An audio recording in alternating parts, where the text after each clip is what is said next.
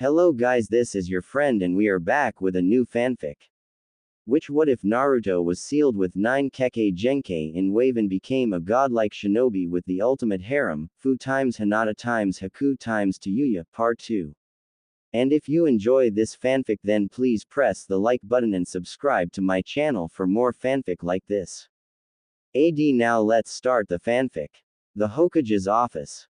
The Sandaime blinked. Out of nowhere, the leader of perhaps the most paranoid of all ninja villages, offering up their own Jinchuriki, and his cousin at that. The Sandaime had been told for ages that anything too good to be true, wasn't true. Did it matter if it was him winning the Land of Earth's lottery, or free Ika Ika for the next 5 volumes, these offers were always fake, or had a catch to them. Shibuki Dono, may I ask, why are you offering to give up this Fu, your cousin and your village's Jinchuriki? I believe you are aware of our own Jinchuriki. Yes, Naruto Uzumaki. Correct, and despite the wishes of the civilian council, I've tried to make his life as good as possible. Like finding the most trustworthy banker to protect his account and trust funds from Jiraiya, as well as to guard his parents' old funds, and helping Naruto gain a rather decent apartment. Of course, it would be easier to just cut the civilian and elder councils off the equation, but it was an old law dating back to the days of the Shodai, that the civilians were to have a say in the village government. Of course, the only ones who got into power were the ones who wanted to control the ninja for their own agendas. Shibuki sighed. Sandaime Dono, I wish this wasn't true, but compared to your Jinchuriki, Fu has lived a horrible life. Aside from me and my father, no one in the village cares about her. Everyone knows what she has sealed within her, unlike what you've done here, and can't look past it. My father, and later myself, had to privately tutor ourselves for her to even get the training of one of your academy students. She can't even go out for a walk without being verbally and even at times physically abused. Heck, probably the only reason she hasn't been raped is because the people are afraid she'd reproduce. He was shaking in anger. I just want to see her happy, and she won't be happy in Takigakure. A village leader should really hold his emotions in greater control. Danzo muttered. At the same time, we can use this as a show of trust. We show our trust to you by sending over the person who can potentially become Taki's greatest kunoichi, and you can send something to us of equal value. I can't ask you to take the Uchiha, can I? No. Oh, worth a try. The Sandaime blew on his pipe. Speaking of, we need to figure out some sort of punishment that bypasses the laws of the civilian and elder councils as a way to punish that fool for his behavior. I believe both of us are in agreement that the Uchiha should not be made a chunin. Danzo commented. The Hokage nodded. Troublesome, I agree with that point. Shikaku shrugged. We could use that option. The Sandaime was referring to making it public the Uchiha's plans and removing Itachi's missing nin status. While risky, this could make it so Itachi would be the new Uchiha head, and the votes would be rebalanced again. That won't work. The troublesome council will twist that into their advantage. Shikaku sighed. For instance, they could say that the Uchiha were manipulated by residual demon energy or some other crap like that, and deal away with Naruto. They were crafty that way. You could just give Naruto his house. Shibuki suggested. The Sandaime thought about it for a minute, before he turned towards Shikaku, who was grinning. Or, better yet, the entire Uchiha district. Back to the brawl. Konoha streets. Sakura lay on the ground, Uchiha fans flying around her head. Tyuki, with a frying pan in hand, sighed. You know, I swear ninja standards are dropping daily. Ayame, back in the day, you could find academy students in their second year with better reaction time than this lump of pink mush. Sadly, only Tyuki was having any luck in the fight. As it was, while Sakura and Sasuke were both spoiled brats, Sasuke was a skilled spoiled brat, and his guardians the elder bats had found their way here, as if they didn't have enough problems already. Ice release. Ice spikes. Haku sent spikes of sharp ice straight at Sasuke in an attempt to maim him. He laughed. Fire release. Dragon fire jutsu. A dragon made of flames was spewed out of Sasuke's mouth, and quickly melted the ice, before flying straight at Haku. Storm release. Great twister. Naruto jumped in between Haku and Sasuke, taking the blaze into the twister. Sasuke stared wide-eyed at the now flaming vortex. Storm release. Flaming twister. A flaming vortex slammed into Sasuke, sending him crashing to the ground. The council behind him began yelling insults. How dare you strike a clan heir? Freak. You should give those jutsu to Uchiha-sama. You are all idiots. Naruto yelled as the twister dissolved and he landed on the ground. Even if that so-called Sama of yours was any good, he can't copy any of mine or Haku's jutsu. The council just got angrier. Then change that. And why should we listen to you inbred fat bastards anyway? This shouting match continued until one of the dumber, fatter merchants yelled out. How dare you oppose our will you, demon. Naruto's eyes twitched, as did Haku's, Tsuki's and Ayame's. While Sakura was out cold and couldn't hear that comment, Sasuke did. Huh, what's this about the Dobi and demons? The council member was about to answer that, until he felt a sharp pain on his back, and collapsed to the ground. Hidden Shadow Snake Hand. The man had been bitten in the back by a dozen poisonous snakes, which retreated into the arm of a rather ticked-off kunoichi, with purple hair, blandish brown eyes, a brown overcoat and some sort of mesh suit. Sasuke for some reason shivered at the sight of her. Oh great, it's her. Homura grumbled. It was Anko Mitarashi, the student of Orochimaru, known by many names, the Dango Serpent Mistress, the #1 hyperactive knucklehead kunoichi, and the kunoichi most likely to kill someone with a glare. And she was not amused. Okay. What the hell is going on here? Breaking the laws, attacking civilians and ninja, looks like I have to drag you all to interrogation. Sasuke shivered, he didn't have fond memories of that place. Get out of here, Mitarashi. This is justice for our Uchiha-sama being denied scrolls that should be his. Koharu yelled. Sakura's mom decided to add. This is a civilian matter as well, so be gone snake whore. That ticked her off. Snake. Whore. Summoning jutsu. Anko, now seriously angry, summoned a giant black, yellow-striped snake the width of an average pickup truck. The council fled for their lives, pursued by the large snake. Anko laughed. Those idiots, it's just a harmless giant gardener snake. Well, that's them, now then Uchiha-kun. He shivered at the tone, it was disturbing. Give me a reason why I shouldn't show you that trick of mine involving Fluffy the tabby and the stick of butter again. Once, Sasuke had been to interrogation and saw Anko at work there. Ever since, he was terrified of any of her overkill ways of torture.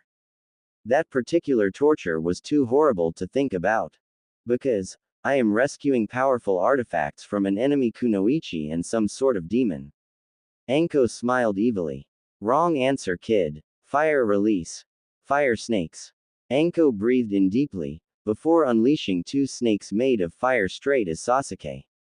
The snakes lunged. Water release. Syrup capture field. A wave of sticky water flew from Sasuke's mouth, trapping the fire snakes in some sort of glue. They cried out before smoking out. Damn. Anko growled before avoiding a drop kick from the bastard, before giving him a side kick, to find the boy flickering out. It was the basic clone jutsu. Thanks for the trick, by the way snake whore, fire release, fire snakes. A single fire snake flew from Sasuke's mouth and struck Anko, knocking her into the sticky trap. This singed through her net clothing, luckily not anything major, but her stomach was no longer covered. Sasuke smirked, loving how this village had all sorts of strong and attractive kunoichi that would be used to revive his clan. Ice release. Ice spikes. Sasuke's gloating ended only seconds before he got impaled, the water from his own jutsu freezing into the attack. Fire release. Great Fireball Jutsu. Lightning release. Thunder Ball Jutsu. The two attacks from Naruto and Sasuke collided in the air, releasing an explosion. Sasuke was briefly distracted by the explosion, before Naruto came up from behind him and gave him a kick to the. Sasuke flew into the air from the intensity, before he turned around. Fire release. Phoenix Sage Fire Technique. Dozens of small fires flew at Naruto from below. He was impaled, before poofing. It was a shadow clone. Dobi. I will have that jutsu if nothing else. Don't think so. Lightning release. 1000 years of pain. Sasuke suddenly felt violated as Naruto performed Kakashi's joke jutsu, but with a slight twist. An electric charge had been added. With a yelp that could scare a dragon, Sasuke was catapulted into the air and fell to the ground, twitching with electric chakra. Tsuki was laughing, as the poor boy was rubbing his and forcing himself up. Dobi, you violated me. Hey, it's an actual technique in the data books, another patented Naruto jutsu. I'll sell scrolls of these, oh just imagine, that an ice release. Naruto, I am not. What? For all I know Taizun and thus me might have it. Good point. Naruto laughed, before he found himself frozen, as did Haku. I can't move. Both his and Haku's shadows were connected to Sasuke's, who was up and grinning. Dobes, you can't hope to beat me. That Shitamaru may be a worthless, as is his entire clan, but this shadow possession is going to be fun. He activated a Chidori. Now, Dai Dobi. He ran at Naruto, charging the jutsu as both Haku and Naruto were forced to run towards him due to the shadow possession. Though before he could kill them with it, two things happened. First, he felt a sharp strike to his back, like some sort of reinforced poke. Second, something bit his leg. A snake. Sasuke's justice broke, as he collapsed to the ground. Haku and Naruto sighed in relief. It was then they got a chance to see their saviors. One was obvious, the snake had come from the escaped Anko. The other was a blue-haired, pale-eyed girl who was glaring at Sasuke with a look of fury that could give Ibiki chills. Hinata-san, Naruto said shocked. She smiled nervously, before poking her fingers together. Oh, hey, Naruto-kun. Haku had seen this girl around before, almost stalking Naruto.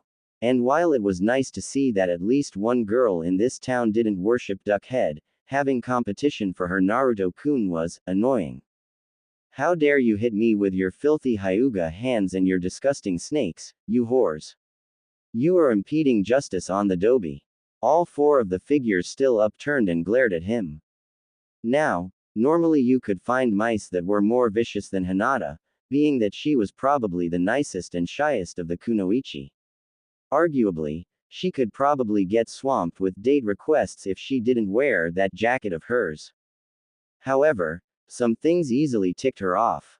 The first thing would be someone eating her cinnamon buns. Another would be asking if she was a boy. But the worst thing you could do near her was insult Naruto. After all, ever hear the saying, hell have no wrath like a woman scorned. And with Sum on the scene now, growling, that made for scorned woman. So, you think you can steal hidden jutsu, shrimp. Sum picked up the Uchiha by the scruff and held him up to her eyesight. Sasuke then did perhaps the dumbest thing he could have possibly done. Put me down, you imbird mutt. Don't you have a bitch to or something? Apparently, Sasuke thought this was Kiba's dad. For that mistake, he was sent flying into a wall that promptly collapsed. The gathered females, meanwhile, cracked their knuckles.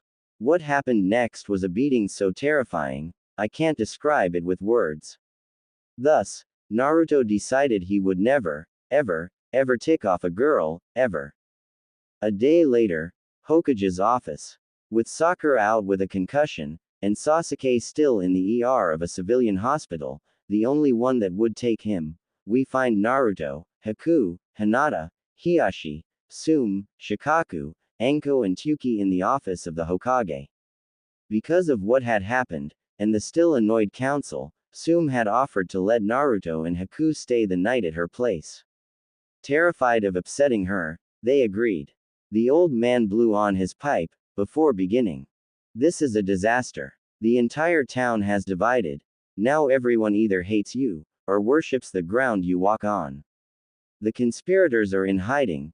Both the civilian and elder councils have been barred from gathering until a month after the upcoming Chunin exams, and while the law protects you from having to pay for the life you took, Anko-san, please don't do it again. I've gotten over a dozen letters demanding your removal just for that incident. The special Jonin grinned. Only 12. That's a little low. Sume found herself respecting this woman even more. And while Kakashi is no longer being tortured, the poor guy is going to need some therapy to recover. Monies from both Kaharu's and Homura's estates have been moved to his account as damages.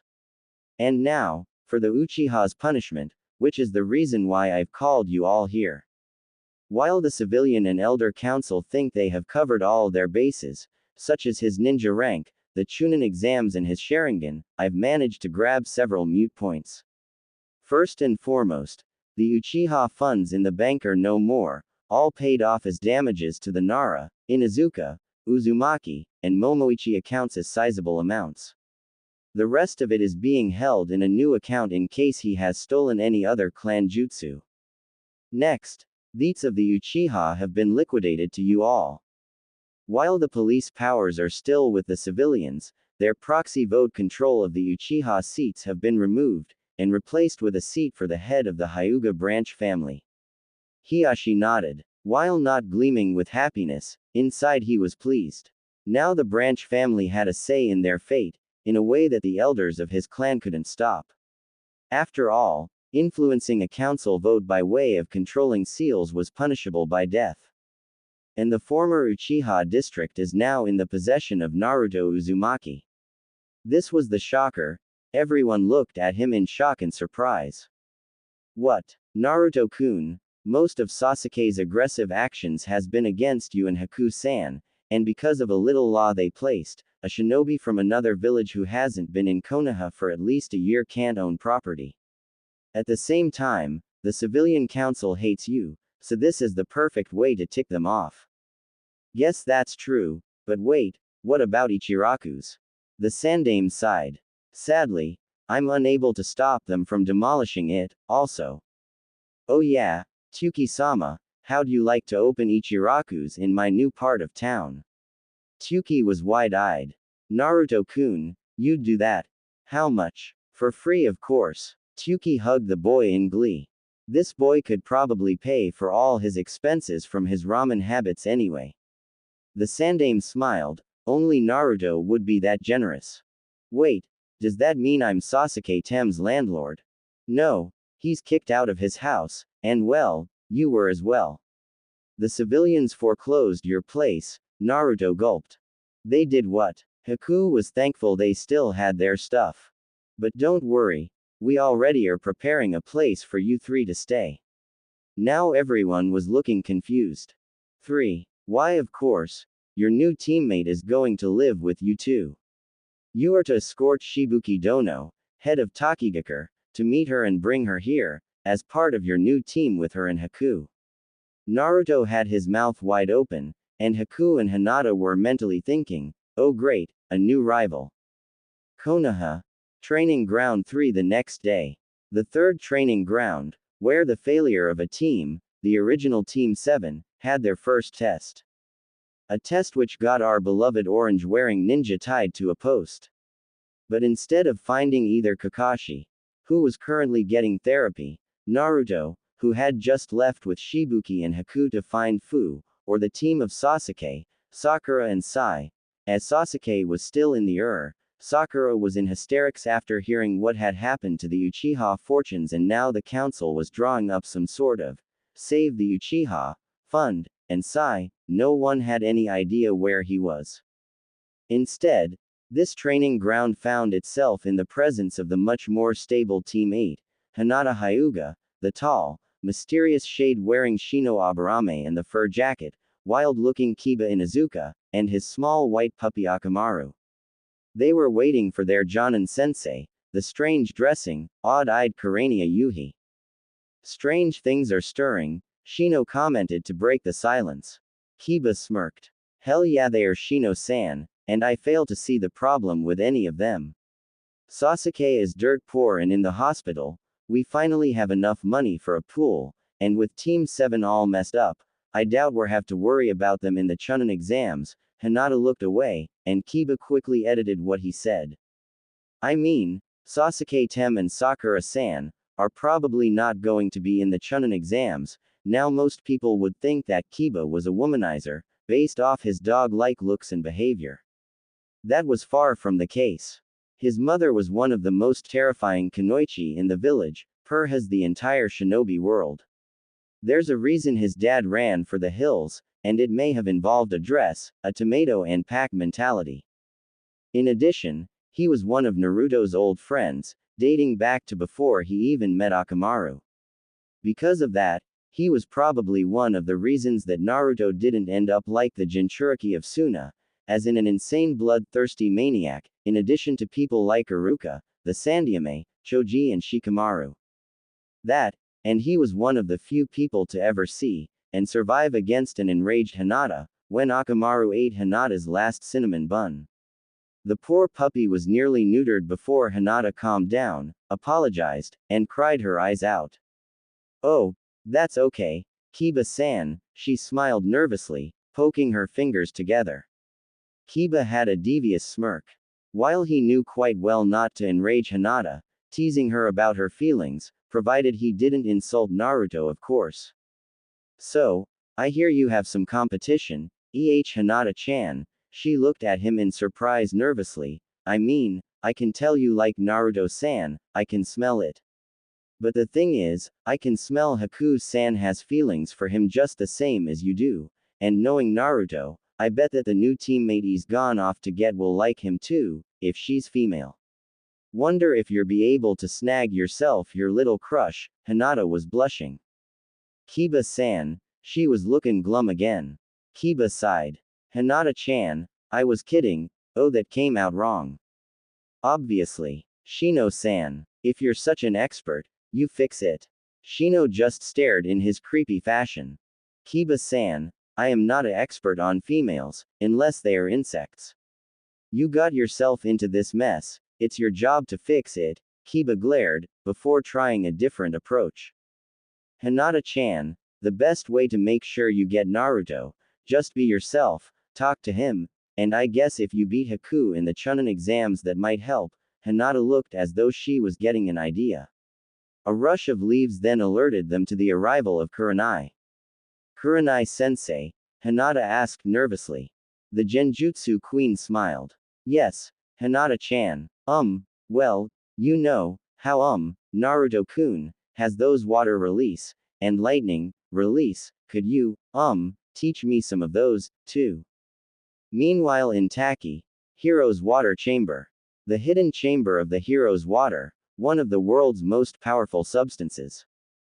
Taken from an ancient tree that dates back to before the time of the ninja villages once every 100 years, this water is enriched with chakra to a point a single sip can give the drinker the power equal to opening 2 chakra gates. The water is why Taki has never been invaded successfully. However, the water also cuts the user's lifespan by how much one drinks. A sip takes a year, a gulp takes 5, and the entire container would kill anyone.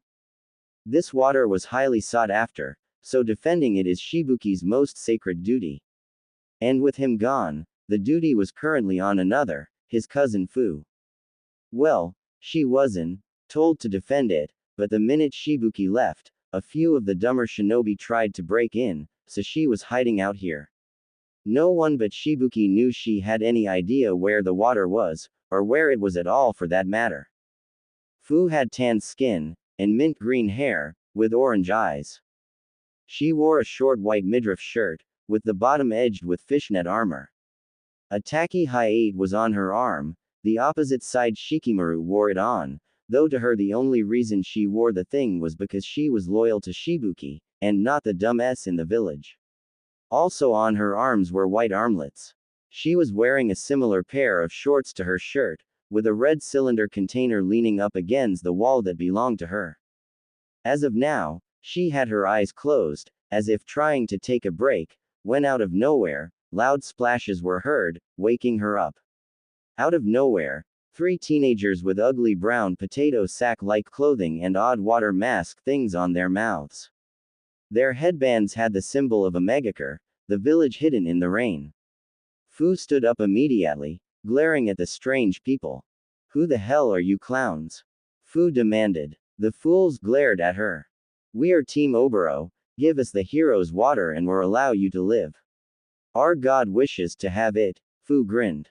A god? Really? Do you actually believe in that trash? Trust me boys, if gods did exist, let's just say I wouldn't be this dump of a village's scapegoat. However, this hero's water is the property of Shibuki-sama, so buzz off, before I stick those stupid respirators of yours up yours. The ugly aim genin glared.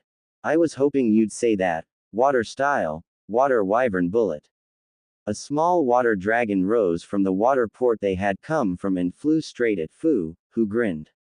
You see, Jinchuriki Abelites often were dependent on the tailed beast inside of them.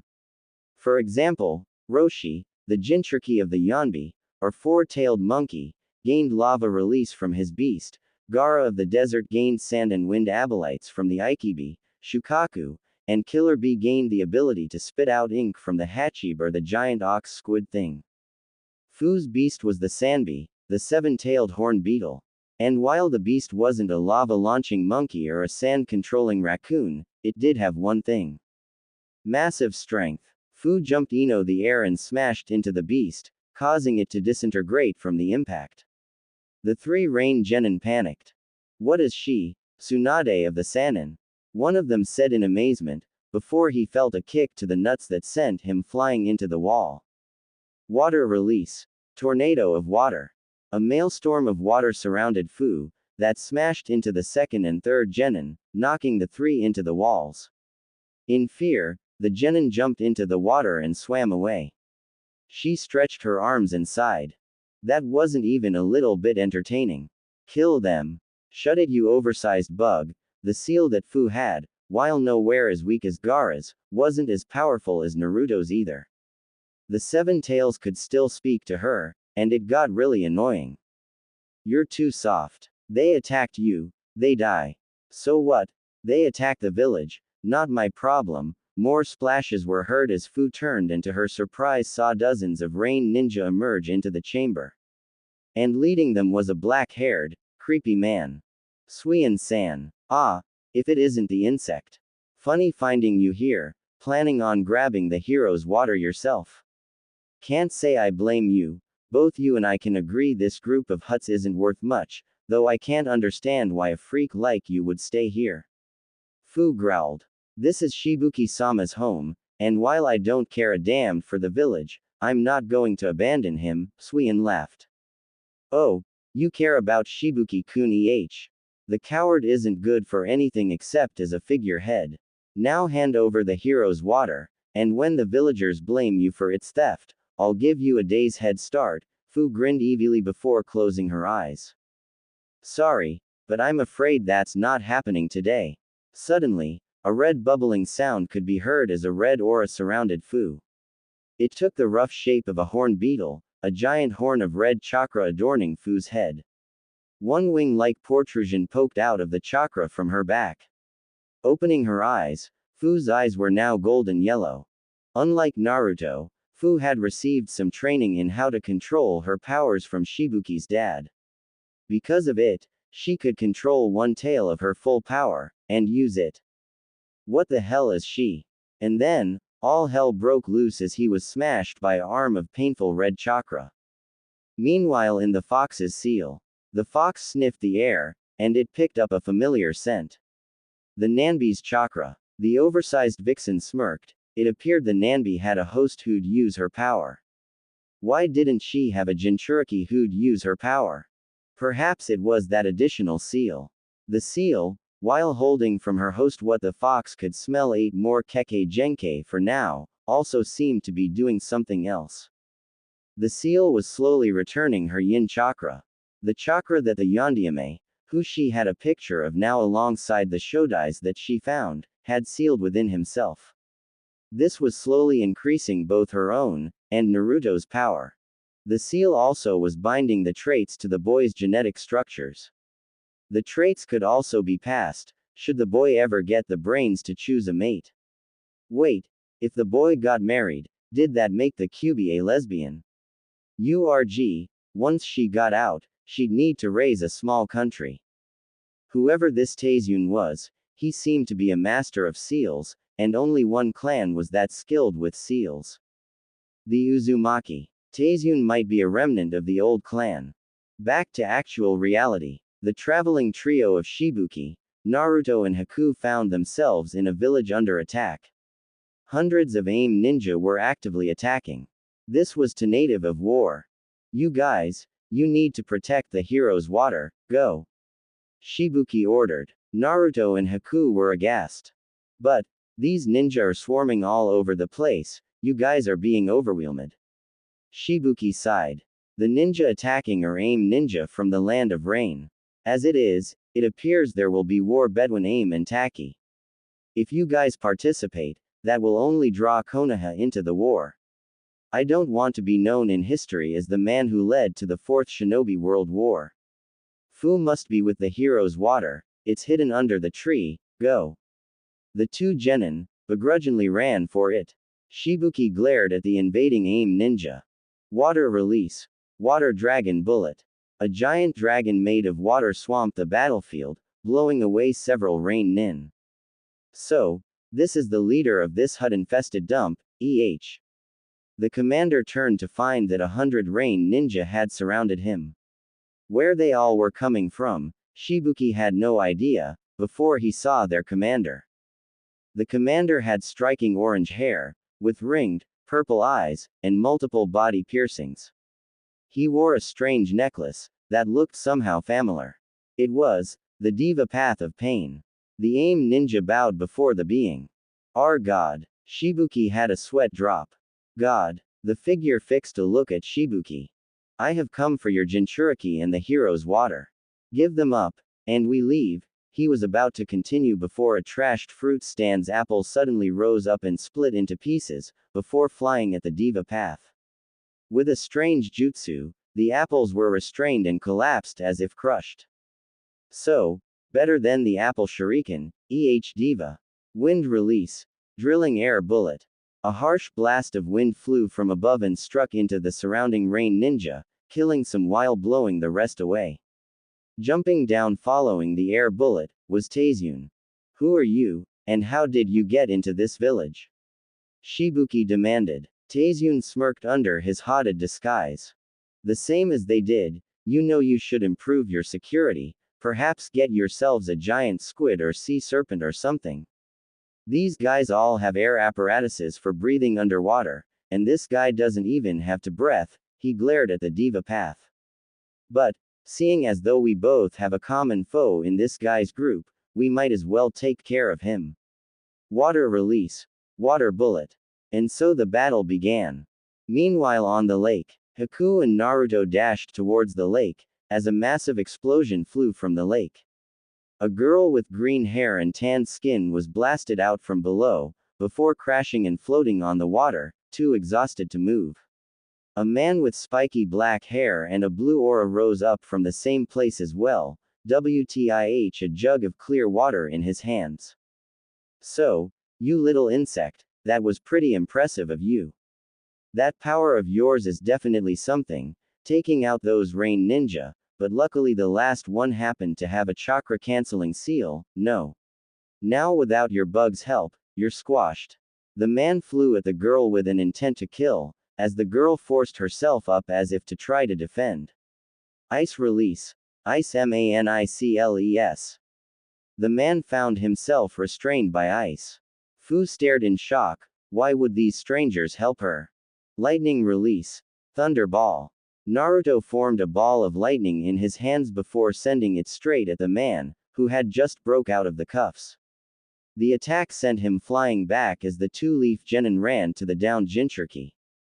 You okay? Naruto asked, before the girl forced herself up, before collapsing back down.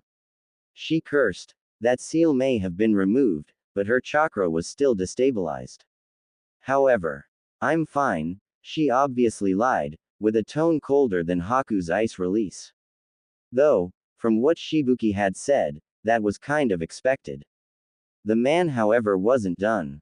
So, helping the little monster, well, prepare to find out what happens to demon lovers, Takigaku's secret water release, water sword. A sword of water formed in the mont's hand as he flew at terrifying speeds. Oh no you don't. Water release, great breakthrough. Ice release. Senbon shower. A giant wave and hundreds of ice needles flew straight at the man, who broke through them like they were nothing. What? Genjutsu. Paralysis. Haku and Naruto yelped as they lost feeling in their limbs. Die. He flew and swiped his sword, in aim at the still defenseless Fu. She stared in horror, like a deer in headlights, waiting for the blow that never came.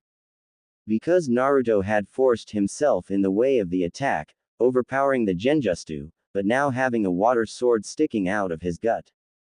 Naruto-kun. Haku gasped. Fu was stunned. This complete stranger took a mortal blow for her. Humped. Kid, that was stupid. But be glad to say you died today by the hand of the mighty Suian. The man laughed, until he noticed that Naruto was glowing orange. He was shocked, as was Fu. He's just like me. That chakra, it's the Kyubbi. While inside the seal, another of the links on the seal glowed, before revealing a new kanji, aura. While outside, the wound was healing, while a ball of blue chakra was forming in Naruto's hand, a mixture of the spiritual yin chakra Taizun's seal had been slowly returning, and the yang chakra of the nine-tailed fox. The ball slowly turned into a full blue sphere. What sort of jutsu? Aura release. Aura sphere. Naruto sent the blue ball of chakra flying at Suian, who was sent flying across the link, skipping on it like a tossed stone, before he stabilized. You, demon brats. Fu, Haku and Naruto forced themselves up to prepare for battle. You fools think you're a match for me. I have the hero's water, I am invincible. Suian flew at the genin with amazing speed. Ice release. Protective ice dome. Haku formed a dome of ice around the team, which Suian collided into. The impact shook the lake shore, sending ripples cascading from the impact zone. The ice was caked in cracks, but Suian had been forced back. Haku panted, that took a lot of chakra to hold. Aura release. Aura sphere. Naruto charged up another sphere of powerful chakra, before sending it straight at Suian. His aura flared up, as the attack was held back by the chakra shroud. With a roar, Suian jumped into the sky, flying the brats with an intent to destroy. Water release. Water dragon bullet. A water dragon roared up from the lake and flew straight at the three genin. The blast impacted them, sending them skipping across the lake shore, until they exploded into smoke. Shadow clones. Suian gasped before getting smacked harshly from behind by an enraged Fu, before crashing into the lake, the hero's water jug falling into the hands of Naruto and Haku. Fu landed next to them with a grin.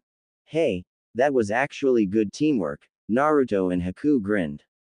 I think this is a start to a great partnership, However, in a surge of chakra Suian forced himself back up from below the water's surface. I am not done with you fools yet. Naruto did a few rapid hand signs. Summoning jutsu. In a flash of smoke Mr. Ostrich appeared. Oddly, he was standing on the water, like a ninja. You little human, why do you summon me all the way out here? The bird demanded. Fu seemed confused by the talking ostrich. Naruto gave Mr. Ostrich the hero's water. I need you to take this water and get to safety, Mr. Ostrich glared. A game of hide and go seek, boy. Well, it's either this or I get more ribbons on my neck, so shadow clone jutsu. A dozen ostriches formed next to the original before scattering. All the ninja here seemed disturbed. Did he just? I think he did. That is one strong bird, Suian thought. I should capture it, the ice girl, and these jinchuriki. I'd bet I could find a good price for them. Water release. Water tornado. Storm release. Great twister. Naruto and Suion collided with both of their tornado-like jutsu. Meanwhile, most of the AIM shinobi had fled, as the Diva Path continued its fight against Taizun and Shubiki. The problem with the paths, other than their obsessive amounts of piercings, creepy eyes and the amount of chakra they require from their controller, is the fact that they work the best as a full team. It appeared as though only the Diva Path was present here, as if their master didn't expect too much resistance. That was a mistake. Normally, the Atatsuki work in partners, but oddly the partner of the Diva's path controller, Kanan, wasn't present. Perhaps she was back in AIM, or again Taki might have been underestimated. Or perhaps, it wasn't Taki that they underestimated, but the unexpected arrival of Taizun. Shinra Tenshi. A orb of gravity stopped a fire bullet and water dragon jutsu straight from Taizun and Shibuki from striking the path of pain, though the path seemed to be quickly weakening. That thing is unreal, Shibuki panted, running low on chakra. Taizun was faring better. Hard to believe there are 6 of them. Let's be glad only one appears to be here. 6 of them. Who are you, and how do you know this? The Diva Path demanded. Taizun smirked. I am Taizun Uzumaki, the Wanderer, the Remnant, the Seal Sage, the Scroll Master. As to how I know about your tricks, Nagato, wielder of the Rinnegan, descendant of the same clan as myself and our lovely blonde-haired Jinchuriki friend, that is for me to know and you to find out. Wind release. Violent wave palm. Wind release. Hurricane gust. The 2 wind releases collided, releasing a massive explosion that flattened a few nearby huts. The Diva Path used the explosion to get behind Shibuki, who turned around rapidly. Fire release. Dragon flame jutsu. Water release. Weight dragon bullet. The 2 elemental dragons collided, but the fire dragon somehow overwhelmed the water one, and crashed into Shibuki, who was sent flying into a stall of fish and fell out conscious. Taizun smiled. Truly amazing, that much chakra force in a jutsu. Makes me wish I had the Rinnegan, what Naruto could do with it. Lightning release, wave palm. A lightning version of Beast Wave Palm flew from Taizun's hand towards the path. Fire release. Great fireball technique. The 2 techniques collided with a vengeance. Diva and Taizun gave one another a stare down. You're good, Taizun Uzumaki. Do you wish? No, I'm not joining your little cult. I have issues, serious issues, with the whole murdering Jinchuriki concept, and I don't trust 2 certain members of your group especially. Diva glared. Why do you fight us then? We will bring peace by pain. You caught the pain part, right? The fact is, I believe there is another way to bring forth peace, and I've already made the first plays on that notion. Naruto-kun shall be the one to bring peace, and revive our clan. Diva looked confused. Why not yourself? The truth of the matter is there are reasons I can't. Moral for one thing, and at the same time, aura release, aura sphere. A blast of aura was sent at the path. Shinra Teshi. A orb of gravity blocked the sphere before it was sent back and with it destroyed a cabbage cart. Is that I can't pee tricks like that, but with my seal, Naruto-kun can. He, unlike me, needs that power to do what must be done. Quote. I see. So, you stand in our way. Well, Taizun Uzumaki, you shall meet your end by the hands of the 6 paths of pain. Until next time. The path teleported away. Taizun had an anime sweat drop. Cliché much. He turned around to observe the battle with Suion. He smiled. Show me your power, Naruto-kun, Haku-chan, Fu-chan. V's Suion. Water release. Explosion. Air exploded from under Suion, sending him into the air. This guy just wouldn't give up, it was infuriating. Lightning release. Thunder ball. Naruto sent a ball of electricity flying at Suion, who used his aura to reflect it once more, before he was forced to reflect a dozen shuriken from Fu. Water release. Wave impact. Suion crashed down onto the water's surface, sending hundreds of waves streaming towards Fu, Haku and Naruto. The genin jumped out of the way to avoid the impact. Before they got their chance, the aura around Suion was starting to fade.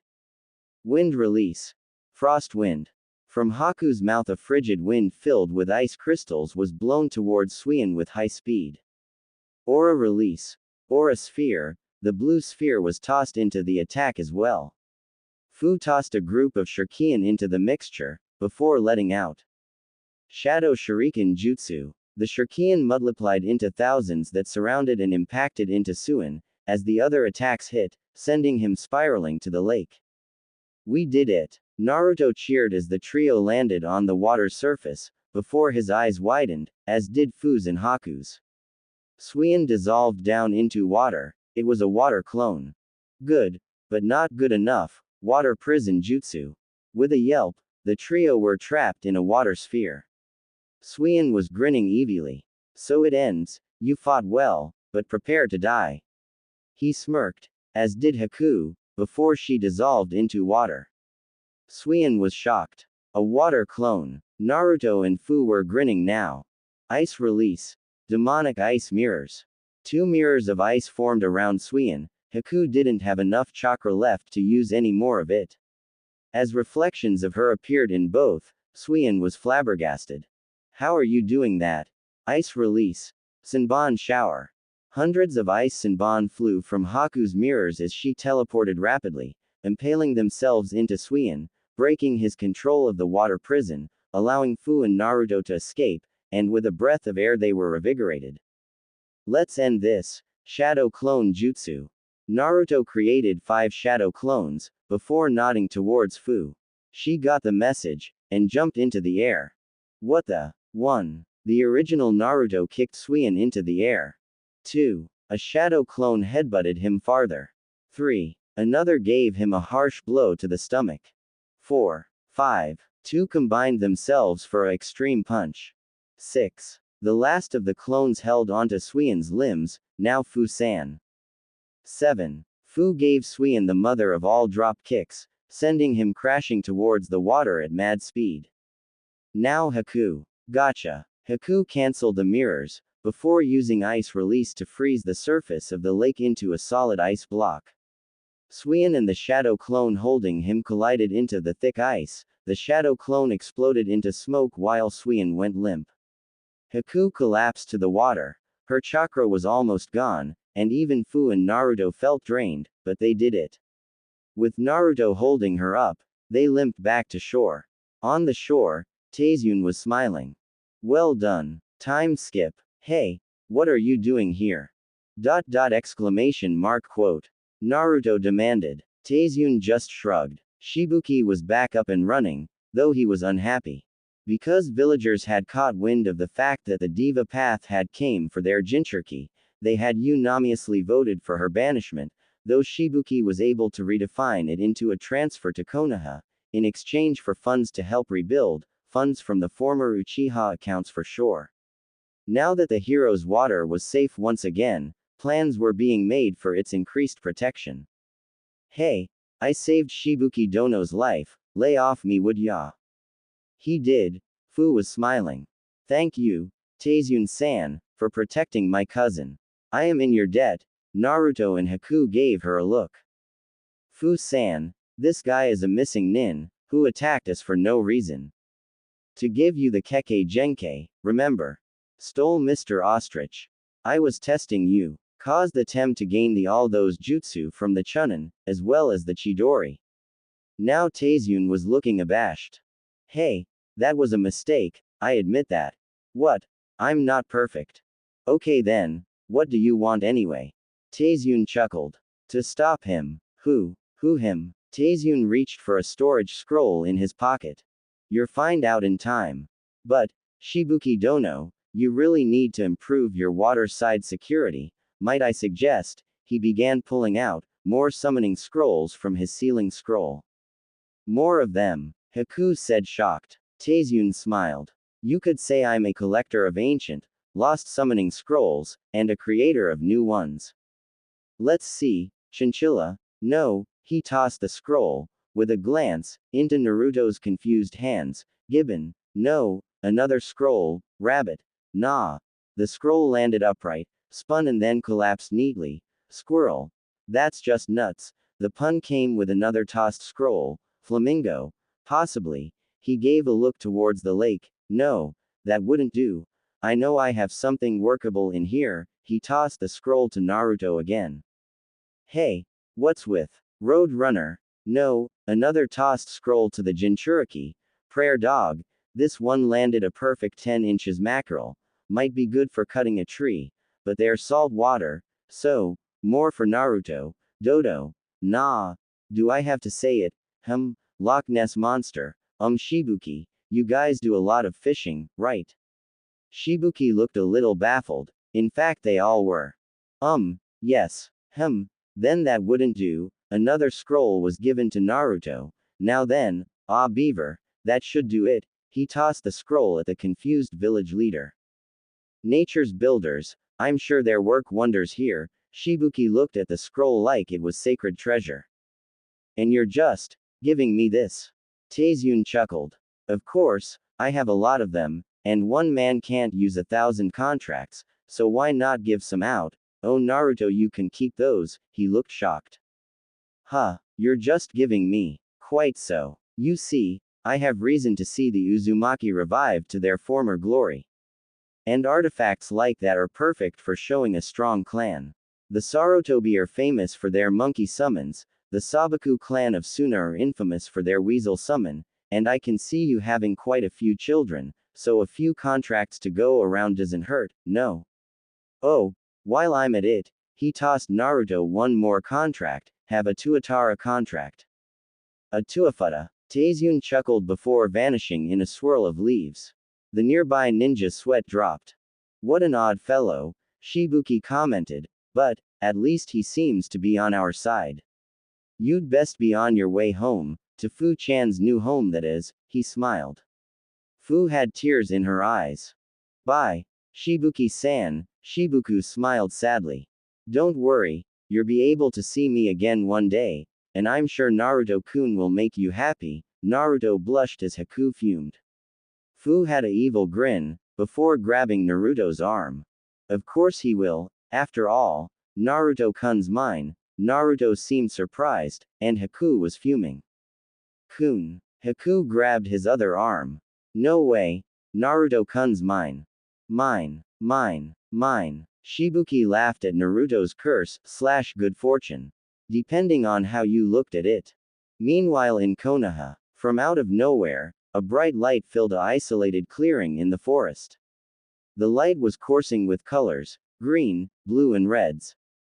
In Kumo, listen up brokage, I can see the music of Chunin in my students, and I'm wanting to see them promoted. But the exams ain't fallin' here for a year, but now they're falling in Konoha, so I was wonderin', two massively tall and muscled men, one with 7 swords on his back, shades and a tattoo of a bull horn on his face, the other in robes like the Hokage, but yellow instead of red with a different kanji, were in a meeting. The other man sighed. You know quite well that we don't have the best relations with Konoha. The Hyuga alone would be ferocious with them.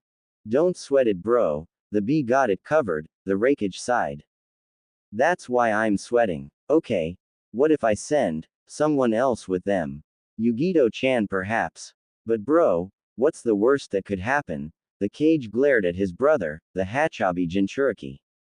Do I even have to answer that? In Suna, a boy with red hair, and a strange gourd on his back was star NG up at the moon from up top a building. The black rings around his eyes and his glare made him appear like the manifestation of terror. Soon mother, I will give you tasty foreign blood. In Konoha's hot springs, female section. This is the life, Fu sighed as she sunk into the warm water with a great big grin. Haku also found herself immersed in the water, the only two here as of now, before taking a look at her teammate. To her frustration, her S were a cup bigger than hers. That alone would give her an advantage for getting Naruto, decides her more, revealing clothing. But she was curious about one thing. Fu-san, you have a lot of chakra, right? Fu gave her a curious look. Of course the maggot does, I'm inside of her. So, why only AC? Haku couldn't put this any other way. It was a proven fact, a fact only looked into by perverts, aka Jiraiya, that females with larger chakra reserves had larger S. Tsunade of the Sanin, Mei Temuri of Kurigakure, and Yugito ni, the Nanbi Jinchuriki, all had large chests thanks to their cage-level chakra reservers, or of course the giant flaming cat demon. Other kunoichi with larger chakra levels, like Anko, Kanan of Akatsuki and Hana Inazuka, had thus larger chests. It was rumored the same applied to males, though Jiraiya was not one to research it. Shibuki-sama told me that our family are late bloomers. Fu shrugged, and from what I could see from family photos, my mother didn't get anything until she was 15. So, another member for the large-chested family. While in the other end of the spectrum, those with lower chakra reserves, like herself, had smaller chests. That was one reason to work on building them up. And just as she was about to ponder the opposite of Tsunade on the spectrum of chakra levels. What are you whores doing here? One banshee is transgender is, otherwise called Sakura Horino, oops, Haruno. The pink-haired creature, with really nothing to cover with her towel, was standing in the doorway to the spring, seething. Did you hear something? Haku asked sarcastically. Fu smirked. Sounded like some fat ugly toad just croaked. No, that was way too obnoxious, maybe someone kicked Tora and he hit a chalkboard his claws. What is filth like you doing in a public hot spring? Shouldn't you be arguing over the baka's noodle? Haku and Fu got evil grins. Now, we could do that, but unlike you, what should we call her? I'd say bitch, but then again that's an insult to bitches. Well, I did read a book about mole rats. Fu commented. That works. Okay then, unlike you mole rat, we don't need to get knocked up anytime soon. Also, our guy is decent, and not down to rape or theft. And Noodle, are you sure you're not going on about the tem you stalk? That got a ticked-off mark on Sakura's large forehead. Shut up. Sasuke-kun is 100 times the man the baka is. Billboard brow, would you take your tone down? I think my eardrums are burning. One blonde-haired girl in a purple towel with B-cups a bit larger than Haku's yelled after shoving the pink-haired loser out of the way. This was Ino Yamanaka, the most decent of the Sasuke stalkers, as in the only one with brains, skill, and S. Also on her redeeming quality list was that she was slowly moving out of her fangirl phase, though Haku had still seen prisoners with more flesh than this girl did. But these foreign bitches, or registered ninja, billboard, they are perfectly entitled to their opinions, and what are you doing here? This is hot spring for people who are actually female. Ino leaned into Sakura, moking her with an actual chest. Yours should be down that way. With people more your style, I hear that it's 50% off for boys today. I am a girl. Oh, really? Then why are you 13 and flatter than a pancake? Fu chuckled, as Haku and Ino laughed. Sakura was furious. You just wait, I will have a chest that will flatten yours, flatten that of Tsunade herself. Sasuke will fly to me, and together, we will rule the village, and after we destroy the baka, you and that cowardly Hyuga will be Sasuke's bitches. She didn't finish her speech, as she was suddenly pushed out the window, into the skeptic tanks below, by a ticked-off blue-haired girl, Hinata Hyuga, in a blue towel. A scream of pure terror was heard seconds later, rippling the water, cracking the walls and causing a 2.0 earthquake, in aim somehow. Hinata-san, it's nice to see you. And thanks for removing that skeeter for us, Ino smiled. Hinata blushed as the two new girls entered the hot spring, their towels on the ground. Haku and Fu scowled internally. Hinata had a chest twice the size of Ino's. Damn, how does a 13-year-old have all of that? Haku grimaced. Hokage's office. A week later. The Sandyame was starting to feel the stress of his old age again. Oh, how he would love to step down, but he didn't have anyone to replace him who had any qualification for the job. Shikaku was too lazy. Kakashi was the same way and reluctant to take the mantle up. Hiashi could possibly do it, but leaving the Hyuga elders to their own devices was something he nor Hiashi wanted to do. Guy. No, anything but that. He didn't want a change in shinobi uniform or teaching style. All he needed was for Naruto to start yelling out, "Flames of youth." He'd almost prefer letting the QB out than to see that. Well, maybe ladies in those green jumpsuits were a totally different story. But the problem was, the civilian and elder councils just had a stroke of uncharacteristic genius, and the Hokage had barely been able to divert disaster. The problem had been so big, he had barely any time to rewrite his law to include Fu and the Nanabi, to protect her from visiting Taki Ninja, something he sent a message to Shibuki about as well. For years, the councils had been trying to get a shinobi council member on their side. If they had just one more vote over the shinobi, they'd be able to do anything to benefit their goals: increase taxes on shinobi and shinobi goods, exile Naruto, give Sasuke all the females in the village, exile Naruto, gain hidden secrets from the Yondaime, exile Naruto, wage war for the fun of it, exile Naruto. They really wanted to exile Naruto. But luckily, the Shinobi Council was uncorruptible. Well, maybe if they paid for all-you-can-eat meal for the Akamaiki or voted to remove all cats for the Inuzuka, they might have luck, but so far they hadn't tried that. But then, they managed to pull off a new highest by bringing up a vote for a new seat on each of the two respective councils, elders excluded. The shinobi agreed, thinking this was just a method to try to get another obnoxious anti-Naruto voice with them. They had been considering adding a shinobi from one of the newer clans. The Morino were high on the list, and perhaps Guy for Spirit, but they already put the hag on it. The Haruno was now on the shinobi council. Apparently, the evil old hag had tested herself and her daughter, and found out that their voices had come from some sort of Kekkei Genkai the Haruno had. This mega voice release or something qualified her family as a ninja clan now, and now they could replace her spot on their side with a new anti-Narutodist, and take control. However, the Sandaime had a trick of his own. He nominated his own member for the civilian council, to replace the one Anko killed, Tsuki. As a registered landowner of Konoha, being the administrator of the former Uchiha district, now being repainted as the Uzumaki district, as appointed by Naruto, he could be placed on the council. With that, the balance was the same as before, so Naruto no longer was in immediate danger. However, they still had a loss. The council used the new Haruno Kekkei Genkai to force Kakashi to focus on training Team 7, now with Sai, Sakura and Sasuke, because of the potential danger of the new release, as stated in some bill they had passed years ago. Luckily, the now Team 11, with Naruto, Haku and Fu, were working rather well together.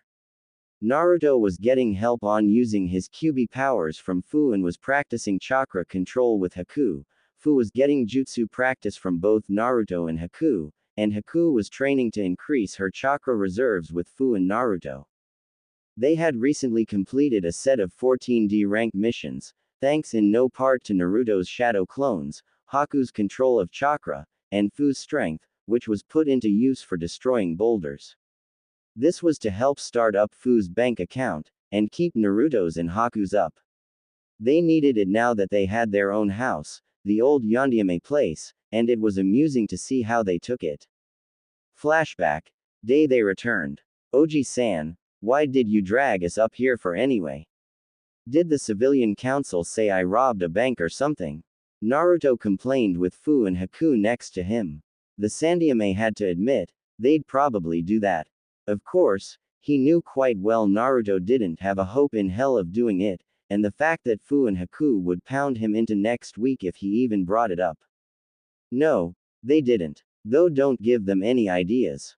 I'm here, Naruto, to talk about your heritage. Naruto looked confused. My heritage? Naruto said in confusion. The Sandaime nodded. Yes, originally I had planned to wait until you were a chunin, or the hope that you'd be mature enough to handle it. However, with your lack of housing resulting from the civilian councils, and the oddity of using shinobi residencies, true enough, spending another day in the Inuzuka might be a little risky, After all, Naruto's bed was also in the room of an old Pomeranian that had existed in the clan since its founding, which the clan affectionately nicknamed Old Puffball, or Puffy-san, who disliked Naruto immensely, and barked loudly, stole his shoes and nightcap, and ate his ramen just to annoy him.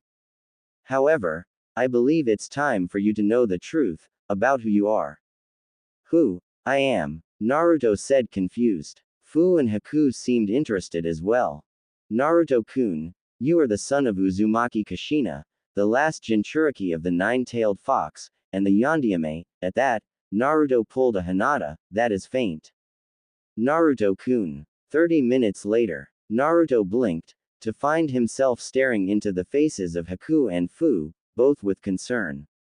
The Sandaime was patiently waiting at his desk, with his Ika book in his hands. After all, since he got Anbu stationed around the roof and did a sweep of his tower, he was certain he was free from spies this time.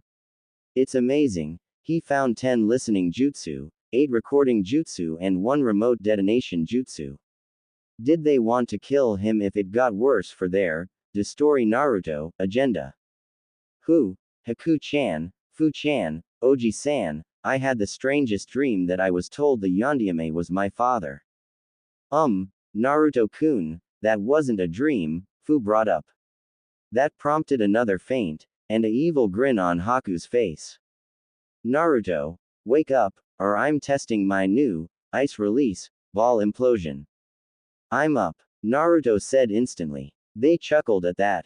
Interesting, remind me never to get her mad, the Sandaime said to himself, but never mind that, yes, you are his son, Naruto Uzumaki Namikaze, Naruto seemed to be thinking. Hey, if I'm his son, I can sort of get why I have the fox inside me, the whole noble leader, me being born at the wrong time thing, but why keep it a secret? If I was told to be his son, I'd be about as worshipped as the Tem, and why hasn't anyone ever picked up on our similar looks? I have no idea, though I've wondered if some have guessed that. Kakashi for one probably knows, and I believe that a few of our more open-minded, aware ninja also guessed it, like Maruboshi Kosuke. You mean the 1,000-year genin?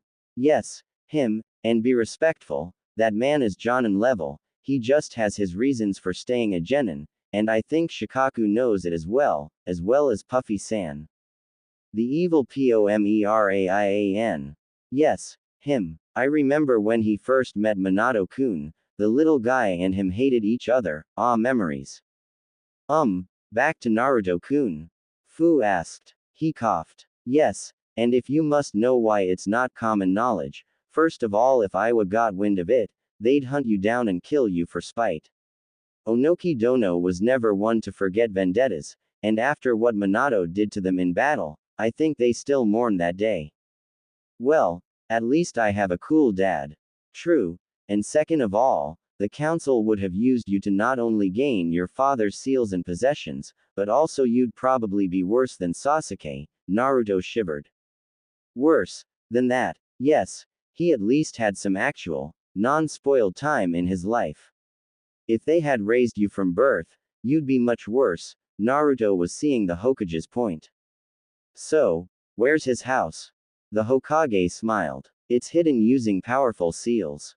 Your father had taken several precautions due to Iwa's feelings about him, and his strong stand against the acts of the councils. I'm the first to admit I've given the civilians a bit too much leeway.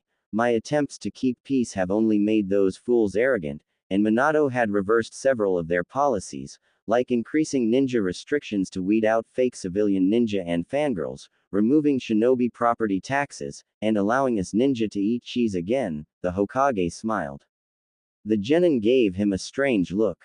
I'm not kidding, they managed to ban cheese from shinobi because they were annoyed at the Akamaiki Pizza Festival for its songs. Well, back on topic, his house is currently only accessible by a hidden kunai mechanism. You all are aware of his famed Flying Thunder God technique, right? They nodded. Well, he kept 2 kunai hidden, one at his house, the other here. The Hokage removed a different style kunai from his robes, with seal marks and a lighter, flatter blade, for access to his home. However, it only works from my office. Once I can announce it to the public who you are, I have to hold on to his key for security. Only someone with his blood can work it, or Kakashi's, as we found out when we started to renovate the place. So, that's why the man always late. Fu commented. The Hokage laughed.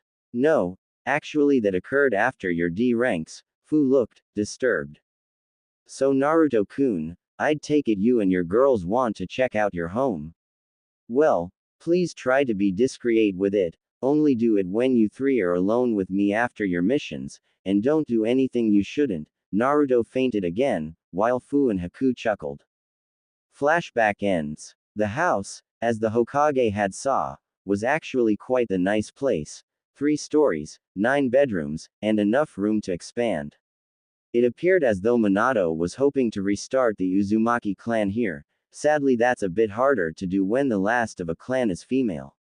One male can repopulate a clan faster than one female can.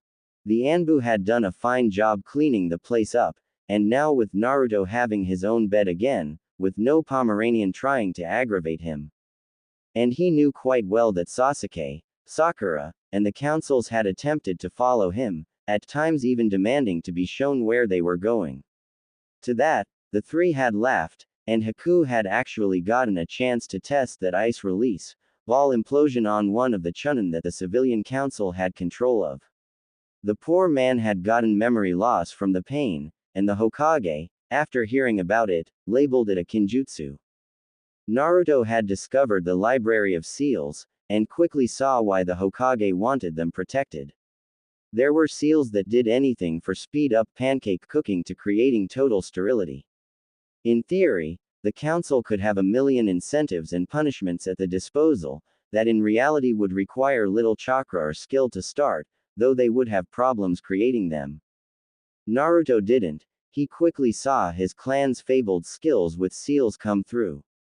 On his own, he created a new anti-Sharingan seal for Fu, and deduced that the 6-pronged web seal on Fu's back that locked the Nanabi inside her was a lower grade than his own 8-element seal, about the same level as the iron armor seal. They also got a chance to lock up all the accumulating summoning scrolls. Frankly, while Fu had signed the beetle contract, who worshipped her as princess for having their queen inside her, to Fu's delight, and Haku signed the aligned penguin and rabbit contracts, and had a rather decent relation with both, Naruto had found a note in the Tuatara 1, stating, Naruto, do not use any of these until you obtain the one of your father from the perverted sage. Whoever this perverted sage was, Naruto would kick his until he gave him that contract. Anything from his father would be nice, at the same time he would find it cool to summon giant squids or the Loch Ness monster, all the things he could prank with some of those guys. But now, the group found themselves awaiting a mission. Naruto-kun, Haku-chan, Fu-chan, it is time to give you a B-rank mission once again. The 3 of you are to go to the land of the sea to investigate some rumors about Orochimaru being active in the area. Now, I'd send Chunin or Jonin for such a mission, but I think a high-level mission will help make sure you 3 are prepared for the Chunin exams. At the same time, getting you 3 out of this town will help lower the council's investigation into your housing, Naruto grinned. On the coast of the Wave Country, at the crack of dawn, sat the great Naruto Bridge. This magnificent bridge, however, was in trouble. A section of the support had fallen off, due to a mistake in construction. This had to be replaced, but the recovering country was having trouble locating cement or stone to fill the hole. So, the hole in the support, the size of a young teenager, was being held up by a peculiar kid, with perhaps the strangest appearance of any Konoha genin. This boy had black hair, shaped like a bowl, and immense eyebrows the size of jumbo pipe cleaners, and huge, wide eyes. To further show off his bizarreness, he had a green jumpsuit, with his hayate as a belt, and orange leg warmers. Lee, what exactly are you doing? One of his teammates decided to ask. This genin had brown hair, and pale eyes like Hinata's, but a different shade. He also didn't appear quite as nice, but more like the character of his clan portrayed, a clan of silent people with little emotions and disturbing stares. Ah yes, Neji, because the support system of this bridge was giving out, I decided it would be a good test of my endurance to hold it up myself. I've been at it for 12 hours straight, and even though I have to use the restroom quite badly, and the fact that I may be hallucinating from thirst and saw a ninja lemur fighting a samurai buffalo, I will not move from my post until Guy-sensei and Tenten return with the supplies. Now, this kind of behavior was sort of over the top, even for his teammate, and his equally weird sensei. Lee, this bridge weighs over 1,200 tons, and holding your bladder for too long can cause damage to your kidneys. Also, you really should have some water. This Lee briefly removed his arm and gave a thumbs-up smile. Don't worry, Neji, I shall hold this until Guy-sensei returns, and should I fail in this task, I shall run across the bay to wave and back again while yodeling. Neji's sweat dropped. Lee had adopted all of his sensei's styles, and that include those strange self-inflicted punishments. And the yodeling, oddly for the stoic genin, he found himself shivering. This is one of the many reasons he needed a therapist, besides the fact he has emotional trauma for his father's death and a desire to kill his cousin Hinata-sama. Though some liquid refreshment may be most obliged, may I have a sip of your own canteen, mine's empty. Land of the Sea, Seaside Village. Wow, this place is a. Fu started before Naruto interrupted her. Like Wave, the village was a wooden shamble of buildings dotting the sea coast. This place appeared to be quite poor, though not to the point Wave had been when Haku and Naruto had been there. Though there was a lack of hopelessness in the air that Wave had at the time, and a nicer view of the sea. Well, I was going to say dump, but that works too, Fu shrugged. Guys, we aren't here to focus on the economics of this place, we're here to search out Orochimaru or anything else strange, so let's agree to meet up here again in an hour. Try to dig something up, Haku said, being the reasonable amongst the three. Boy, that was sad. Secret underground area of Konoha. So, how has your tenure as a genin been? Danzo asked of his root ninja. He didn't call him by name, as the ninja of root had none, just their code names. In an emotionless face and tone, Sai answered. So far, as you predicted, Team 7 shows signs of dangerous emotional imbalance. Both Sakura-san and Sasuke-san are controlled by their emotions, and prone to rampages should they get frustrated. It is obvious Kakashi-senpai doesn't like teaching them, but is being forced by the councils too. However, that is not to say that Sasuke has no talent, unlike Sakura-san. However, this power has led to arrogance, Danzo sighed. All this talent, from both Sasuke and Naruto, and yet emotions rule them. He also saw potential in Fu, that Hyuga trained by the Green Beast Imbecile Might Guy, and the Aburame child. However, he didn't want to bother with some of the others. The female Hyuga, by all indications, was too weak, the genin who imitated Guy was too weird, and the Inuzuka required a dog to work properly, which would be much too suspicious. That was a large reason as to why there were no Inuzuka en route. Good work. Continue with your tenure. Hi. Danzo turned around and sighed. The village was being ruined, thanks to those idiots on the civilian and elder councils. He also knew the Sandyame, Hiruzen Sarutobi, was to blame for it to a lesser extent. His policies made it far too easy for the councils to influence and force regulations on ninja.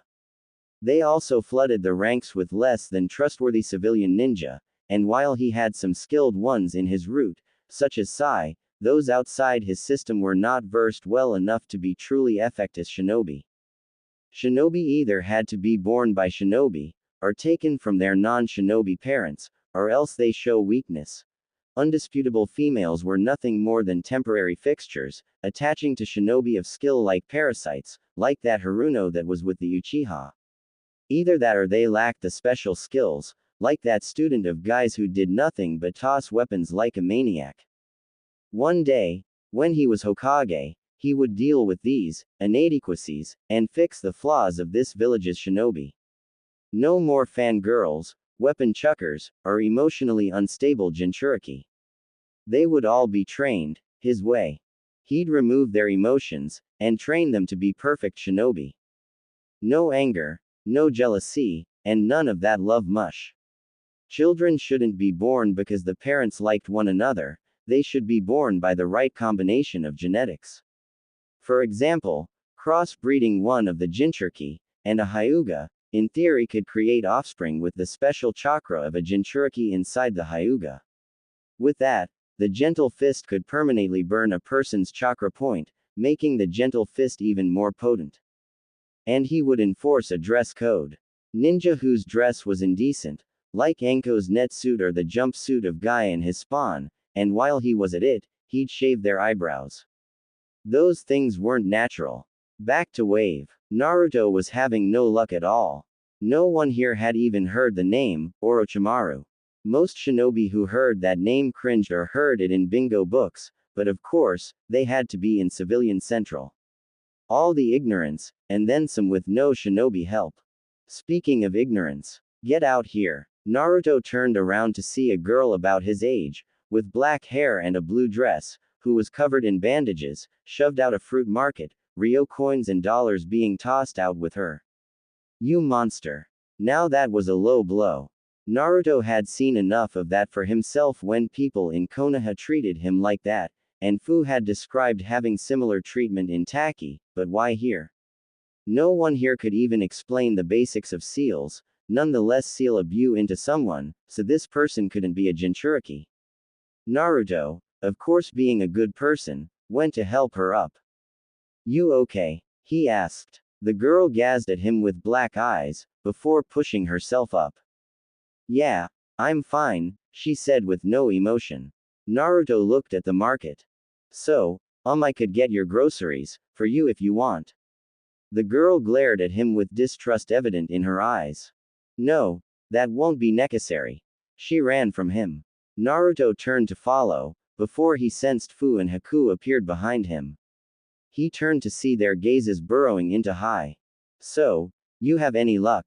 He asked. They sighed. None whatever. Me neither, but Naruto-kun, who was that girl? Fu demanded. Naruto shrugged. I don't know, but the strangest thing is, they called her a demon and kicked her out of a store despite having money on her. Sound familiar? Fu and Haku exchanged confused glances.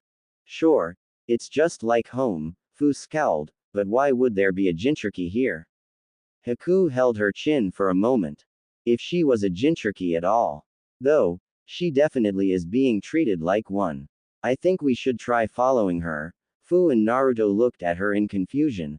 I mean, Orochimaru is rumored to be around, and this girl is oddly hated, perhaps it might be connected. Fu nodded, but turned towards Naruto. But this doesn't mean you can go on a date with her. Naruto gave her a confused look. Huh, because I'm taking you out first. Haku now looked ticked. No, I will. Girls. Mission. Oh, right. A short pursuit later. Naruto and the girls followed Isaribi a ways away, finding themselves on a deserted beach. Oddly, her tracks ended here. Odd. Wonder if she took to the water to throw us off. Haku pondered. But she didn't know she was being followed, Naruto pointed out. So what reason would she have to hide her tracks? The villagers, perhaps. Naruto growled at their mentioning. Treating someone like that, you know I'm tempted to just destroy the place with a few shadow clones and a couple of twisters, Fu grinned. Got room for me. Haku decided to intercept the arson planning. Guys, we have a mission, and burning a village isn't in our job description. Earth release. 3-limb binds.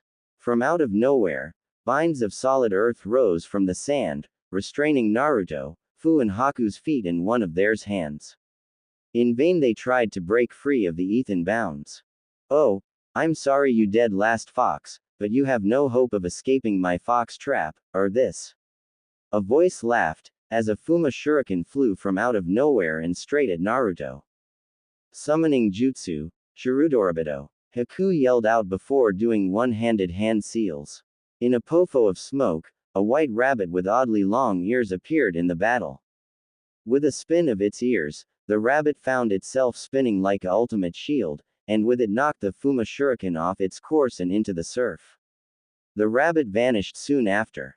So, you have a few vixen whores now, Fox. The voice rang out again. Naruto's eye widened, he knew the voice. Mizuki Tem. A voice laughed. So, the dead last demon actually can use its brain. From out of nowhere, a blue-haired man in a black muscle shirt with slight insanity in his eyes appeared and laughed. Wait, you're the Tem who tried to kill Naruto-kun. Haku had heard the stories. Mizuki laughed. Oh, this is priceless. How does a idiot freak like you get any sort of company that wasn't from pity or spite? Genjustu. But wait, you can't. I made sure of that. He laughed. The three glared at him. Ice release. Ball implosion. Mizuki laughed. Oh, you're that ice bitch I've been hearing about. And if you're talking about that little trick that this monster probably taught you, it's no use, that demon beat me to a point my balls were busted. For that I will kill you. Fu growled. She had enough s like this back at her old village, though the insanity was a nice touch. Earth release. Shattering earth. He smashed his palm into the ground, as a giant crack began opening up in the sand, linking with the ocean, and thus the three found themselves tumbling into the surf below. Ice release. Ice dome. Haku formed a ice shield to protect them from sinking, hopefully. Stupid rock bind. You won't get away that easy, bitches. Meanwhile on Demon Island. So, you're the new recruit that Orochimaru-sama sent to inspect my operations, Well, make yourself at home. Amachi, the short, graying man who was in charge of this facility, was interrupted by the following colorful sentence. So, this cave of crap is your home, trash. Well, your bitch of a mother must be so proud. This voice belonged to a fiery red-haired kunoichi in pale brown, white clothing with a strange purple tubal-like belt. Her brown eyes had a look that clearly said, I don't want to be here. So, I see Sakin-kun's warning about your language was accurate, to Yuya-chan. Don't call me Chan you limp ed gay-r. Orochimaru-sama has a order for you, so do it. She gave him a official-looking letter, apparently begrudgingly. He grinned. Interesting, very interesting. A fertility stimulant. Trying to get a little one. To Yuya was many things, the swear queen of the sound, the demonic flutist, but she was in an unusually poor mood. The redhead, besides not really wanting to be here at all, was in a poor mood because of her leader's orders.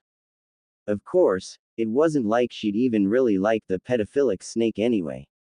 Of the members of the Sound Four, she was the only one who didn't come to him on their own. She didn't want power, fame, or sought out powerful chakra to eat. The pale bastard had attacked the village she'd lived in 6 years ago, when she was just 8 years ago. A member of the Mafu clan, a clan of demon summoners from the land of demons, the Mafu were the only ones in possession of a demon summoning contract, for the race of Doki.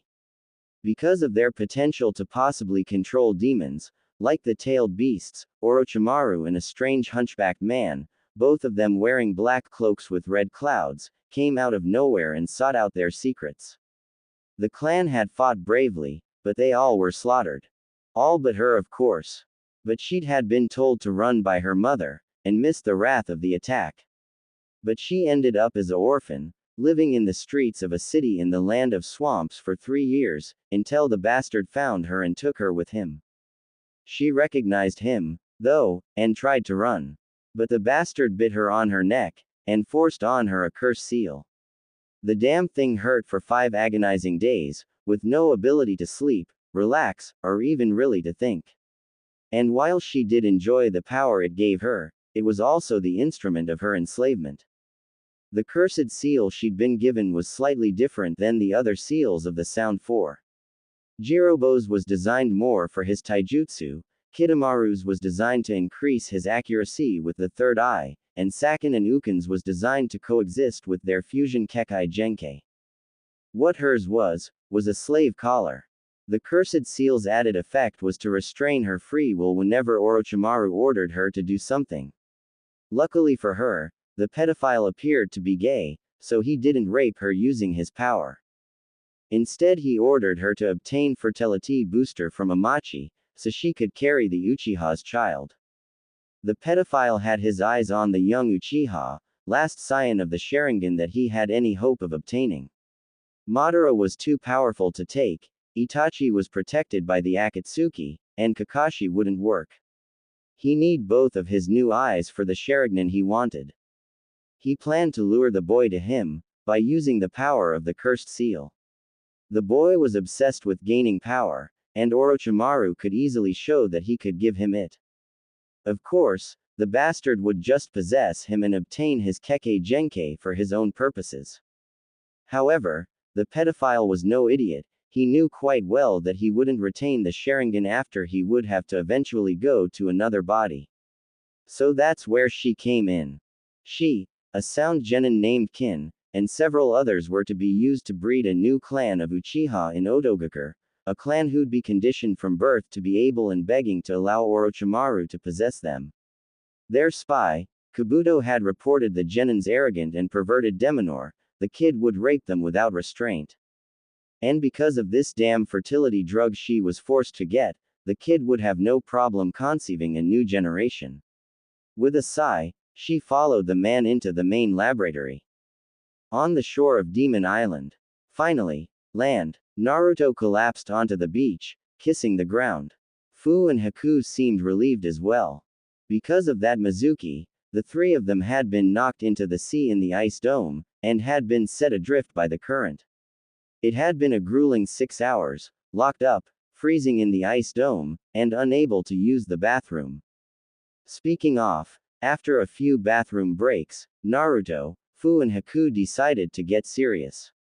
Okay, this must be one of the islands, so let's see if we can find a village or something and get off this place, Haku surmised. Naruto and Fu nodded in agreement. You know, I wonder if this is the island that girl came from, Naruto asked. Fu and Haku gave him a look. What? I can't be curious. Haku shook her head. Sorry, I guess I might be a little paranoid, she apologized. Fu though still seemed annoyed. Though that was understandable, she was a little more protective of him than Haku was, though she was getting better. Picking up a rock in her hand, Fu shrugged. Okay, maybe I am, I guess, but if that girl makes any sort of move, I'm going to. She crushed the rock in her bare hands, a clear enough message. Naruto nervously nodded, before turning in the direction of the sinking sun, and spotted something green rise from the water near a body of rocks. Hey, what the hell is that? Naruto yelled. The green thing looked at him, before it ran into the rock body, and passed through it. Naruto, Fu and Haku blinked. I think we should check that out, Fu commented. You think? Inside the lab. So, what the air you doing in here anyway? Tayuya said with a disgusted tone, seeing all the bodies suspended in green liquid that reminded her disgustingly of pickle juice. Amachi grinned. This is where the magic of progress is made. With everything here, I can create anything, a spider that breathes fire, a rat capable of chewing through steel, or even entirely new Kekkei Genkai, Tayuya rose an eyebrow. New Kekkei Genkai. Yes, I'm sure you've heard of my progress in creating the ultimate water Kekkei Genkai, allowing one with the ability to breathe underwater, withstand thousands of pounds of water pressure, and increase their overall strength and resilience tenfold. My prototype is already a brilliant success, she's already managed to single-handedly destroy 5 ships, and has brought me plenty of supplies for my continued research, food, and even a PlayStation. Tayuya gave him a look. What? Even a evil scientist likes a bit of Guitar Hero once in a while. I also wanted to test her mental abilities, and I'm proud to say her mental skills haven't decreased due to the experimentation. He heard a running noise, and turned around, as did Tayuya. Running in was the girl that Naruto had tried to help earlier, but her bandages were gone, revealing that the areas covered by the bandages were coated in green scales. This was what he did, and to a child at that. At least their curse marks could be hidden discreetly. Tayuya felt a little sick, This guy may just be worse than the pedophile that controlled her. Ah, my brilliant success, how was the swim? Amachi asked. Any interesting occurrences, any defects? I must know Isarabi-chan. The girl looked down. It was good, no problems. Is something the matter? You do realize, if you don't do as I say, I won't turn you back to normal once the experiment is completed. Tayuya glared at him. She knew quite well from Orochimaru's experiments that this sort of thing wasn't reversible. This creep was just using her, like some disposable kunai. If only Orochimaru hadn't ordered her to get the fertility drugs from this guy, then she'd push him off a cliff. Of course, once he gave them to her, she could always push him off the cliff. Nothing in her orders against that. Well, when I came up on the island, there were 3 others on the island. Amachi seemed interested. 3 others? On the island? He reached for an earpiece in his left ear. Yes, Mizuki-kun, we have intruders, deal with them would you? Yes, of course you have to. I let you out after all. In the cave, Naruto, Fu and Haku walked through the dimly lit caves of this unknown facility. Nervously, Haku's hand found its way to Naruto's, and Fu, not being undone, grabbed his other. You know I have to give this place credit, the evil rating is quite impressive, Fu nervously chuckled. All that's needed is the monster and a bit of evil laughter. Fu-chan, that sounds a little cliché, Datbyo, Naruto mumbled. Then from out of nowhere, a dark shape flew down the corridor, a Fuma shuriken. Hit the ground. The team dropped to the ground as the shuriken passed over them and hit the ground. An evil chorus of laughs permeated the air. Well, there's the evil laughter you wanted, Haku commented, as Mizuki became visible in the dim murk of the cave. Well, if it isn't the fox and his vixens. I was hoping you'd survive, because if you were just crushed by rocks, that wouldn't be nearly as much fun. Instead, why not draw it out, as you squirm in agony? Oh really, Tem? This time, things are going to be different. You don't have the drop on us like last time, and I beat you as an academy student, I can sure as hell do it now. Mizuki glared in fury. You surprised me that time, but this time, you're going to die. He drew another Fuma shuriken and sent it flying. Shadow Shuriken Jutsu. The single Fuma began a swarm of 30 of the deadly weapons, all flying at the genin. Wind release. Frosty wind. Haku took a deep breath, before a gust of wind flew at the shuriken, blowing them off their trajectory and hitting the ground before the duplicates vanished in puffs of smoke. Damn whore, Mizuki growled before doing a few hand signs. Earth release, sinkhole. A sinkhole of spiraling earth formed at the trio's feet, slowly pulling them down. The trio attempted to break out, before they grinned. Ha ha, they made a few faces at Mizuki before exploding into smoke. Shadow clones. Damn right idiot. Fu smashed into him with a ferocious kick, sending him into the wall, breaking the wall in the process. With a groan, he forced himself out. You little fox whores, can't beat me. He laughed. Earth style, 3 limbs bind. Fu, Haku and Naruto found themselves bound by the earth once again. Hey, let us out. Naruto cried out. Sorry, but no can do fox. This time, I'm going to make sure you stay dead. Mizuki grinned as via puffs of smoke, dozens of exploding tags appeared on the walls around them. With these delayed bombs, I'll be able to get away, while you 3 are blasted all the way to hell. So, any last words, Fox Demon? Naruto smirked. Just one. Fu now. Earth release. Earth-style wall. The broken wall that Mizuki had planned to escape from was blocked by a new wall of earth, adorned with petals. Then with a laugh, Fu, Haku and Naruto exploded into smoke. More shadow clones. Them. The bombs went off, engulfing the room in fire. From behind the wall, the genin sighed. Well, he's dead, Fu commented, no way in hell anyone could survive all of that.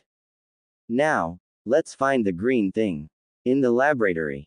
A explosion shook the lab, startling Isaribi, Tayuya and Amachi.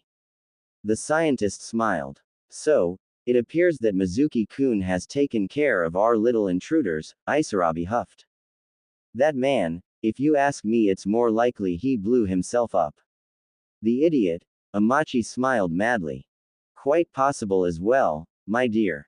But no matter, I believe it is time you go, my dear Tayuya-chan.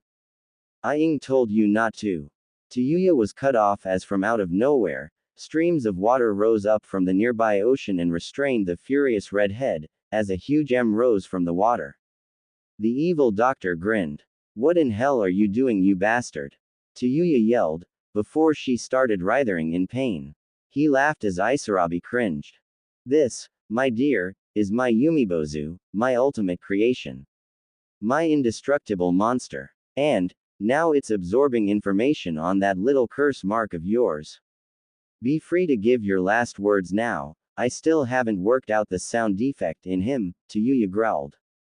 That baka you work under thought he could cut off funding for my work, Well, now I'm going to take his work, and use it to destroy him.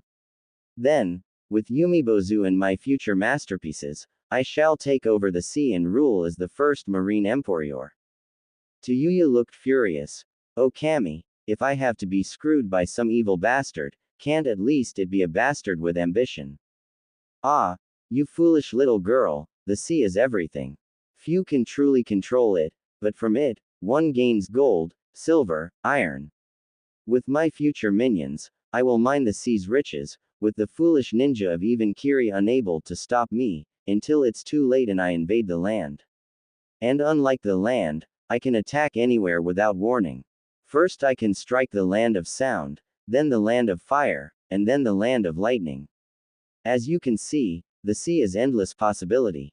But first, Yumibozu needs 2 full meals to reach its true power. He turned his head, like an evil owl, towards Isaribi. Her eyes widened. No, you promised. Yeah, I lied. A stream of water from Yumibozu grabbed Isarabi, before sucking her in. Struggling to get free, Isarabi found herself transforming. Green scales covered her body as fins grew on her hands. Tayuya's eyes were wide. You sick bastard. You'd do that to a innocent girl. Amachi laughed. Of course I would. I needed a test subject, and she was all I needed. Suddenly, his cloth started to rip, as the old man was replaced by an upright, bluish-green creature like Isarabi. To perfect my ultimate form. Behold, the face that will become the first marine emperor. Aura release. Aura sphere. A blue sphere flew from the shadows and struck Amachi, sending him into the wall. Naruto, Fu and Haku burst out, panting. Wow, that maze of a hallway system has a lot of dead ends, Haku panted. Naruto forced himself to breathe normally, before looking up at Isaribi. So, that's why people call you a monster, Isarabi looked down. You know, I don't see it. Isarabi looked up at him with tears in her eyes. But look at me, I'm a freak, a monster. She sighed. Naruto shook his head. Trust me, I've seen much worse than you. Interesting, a Jinchuriki, and the Kyuubi's one at that. Amachi forced himself up from his place of impact. You make fine food for my Yumibozu. Devour them, and steal their strength. The giant water behemoth roared and sent tendrils of water to capture Fu, Haku and Naruto. Storm release. Great twister. Naruto formed a twister that struck the tendrils and sucked them up. Storm release. Water spout. Now a water spout, the twister struck Yumibozu in the heart, causing it to fall. Isaribi and Tayuya hit the ground, and panted for air. Naruto ended his jutsu and landed the ground.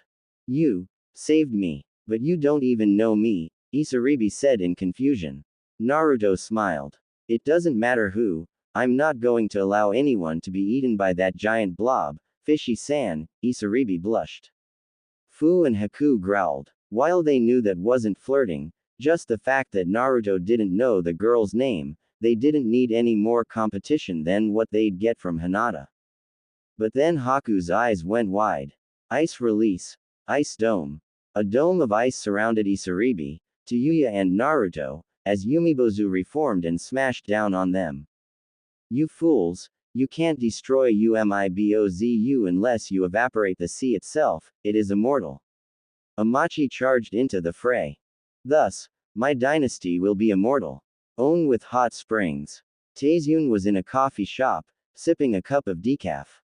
On the other side of his table sat a tall, red-headed lady. She was wearing a black tank top, think a black version of Sakura's Shippuden wear, and shorts, with fishnet armor covering her arms and legs.